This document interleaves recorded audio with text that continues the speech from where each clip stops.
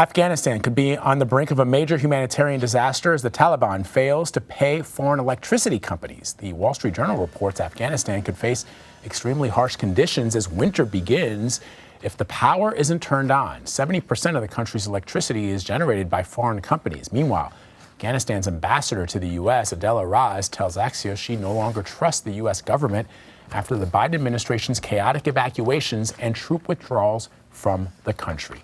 Retired four-star U.S. General Stanley McChrystal once led U.S. and international forces in Afghanistan. He has a new book out. It's titled Risk, a User's Guide, and it highlights how world leaders face major challenges that could threaten the lives of many Americans, much like President Biden's decision to withdraw troops from Afghanistan. He has, of course, a decades-long military career, and he now runs a corporate consulting firm helping companies manage risk, and he joins us now to talk about his book. General McChrystal, thanks so much for joining us. Good to see you again. I just saw you in the green room back at Times Square, and now you're back in your office. Thanks for spending some time with us. So for the last 10 years, sir, you've been running the McChrystal Group, which is a corporate consulting firm. How have you been helping people and organizations manage risk, and where does this new book fall into all of that? Well, it really reflects a lifetime interest in risk and attempt to get my mind and arms around it. We help companies become more adaptable for a complex environment. And for example, about 18 months ago, we were asked by the city of Boston, Mayor Marty Walsh, to help the city respond to the onslaught of COVID-19. And so what we did was over about 5 months, we worked with his team to improve their ability to communicate, to make decisions, to bring all the stakeholders together. When you can improve those kinds of internal actions, it does more to mitigate the threats from external things than trying to dodge and duck them. In reality, the greatest risk to most of us is us. And the greatest risk to our organizations is the weakness, our unwillingness to focus on the things that give us the equivalent of a risk immune system. I think that is very interesting, and people should know that your previous book was also on leadership, and you kind of took a look at sort of case studies of various leaders. And so in that context, I want to ask you about this. One of your last assignments in the U.S. Army was as the commander of the U.S. forces in Afghanistan. You had to train Afghan leaders. One of the things that we heard a lot after U.S. troops recently withdrew from Afghanistan about why it was that Kabul fell so quickly was a lot of talk when it came to Afghan forces about a failure when it came to leadership and a lack of will. I am curious, what did you do to help Afghan forces prepare? And can leadership be taught? That's great. It's a broad question. And let me answer first. I think leadership can be taught, must be taught. We all have a certain different level of native talent, but we can learn the basics of leadership, the heart of which is discipline, self-discipline. But what I'd say about when we think about the Afghan military, we spent a number of years trying to build it. But a military, like any organization, is based upon cohesion, ultimately confidence in itself, confidence in its government, confidence in its relationship with the people, confidence in its own competence. I think the biggest failure of the Afghan military was not a lack of courage. I have watched Afghans fight. That's not an issue. The issue is that they lost belief that the structure and the fabric which held Afghanistan together as a nation would hold. And clearly, over the last 10 years, they have been watching the news, particularly with the Doha agreements about 2 years ago that said the United States was going to leave. It started to undermine their confidence. And of course, the Taliban did a brilliant information warfare campaign across the various provinces to undermine that, so that once the final American withdrawal became very clear and overt, then I think the confidence, almost like air out of a balloon, started to go out. There was a failure of leadership. There was a failure of lots of things. But ultimately, I think it was a failure of confidence of otherwise good people in their system. So, General, last week, top Pentagon officials, as you know, testified before the Senate Armed Services Committee on that withdrawal from Afghanistan. And you had there the Joint Chiefs Chairman, General Mark Milley. He revealed his initial assessment to the president on accelerated withdrawal. I want to play a bit of what he had to say.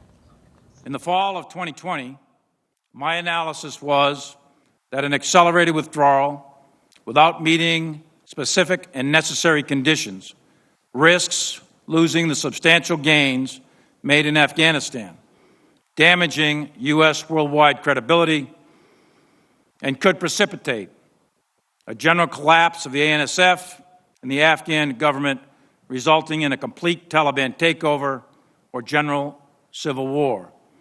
That was a year ago. My assessment remained consistent throughout.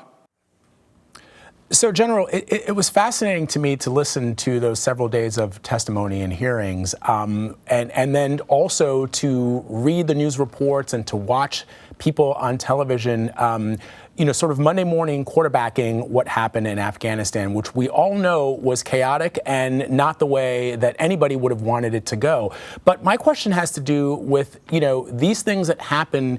As you know, the fog of war is one that is very, very difficult to see into. And it's been, you can look at Dunkirk, or you can look at the Tet Offensive, or whatever you want to look at, and find things that could have been done better, warning signs that could have been adhered to before the thing actually happens. But it's sort of strange to hear people Monday morning quarterbacking when those same people have been involved in the decision-making process in Afghanistan over the course of the last 20 years. I mean, you had a lot of retired military going on television and talking about and criticizing the withdrawal, and you had a lot of people who were not in the military, a lot of former politicians and pundits having a lot to say about it, when the average person is going to say, well, weren't you involved in some of the decisions that led us to this point here today? Did you see it that way?